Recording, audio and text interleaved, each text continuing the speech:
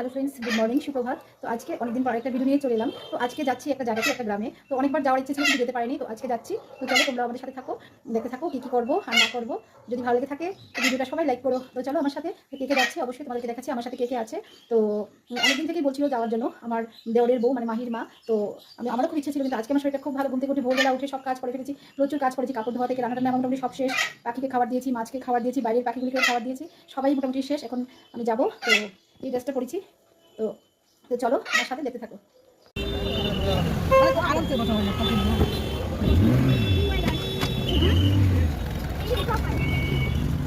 কেন গেল থাকতে কেন কে নিবি তুই তার কই তুমি জ্ঞান থেকে কিনবি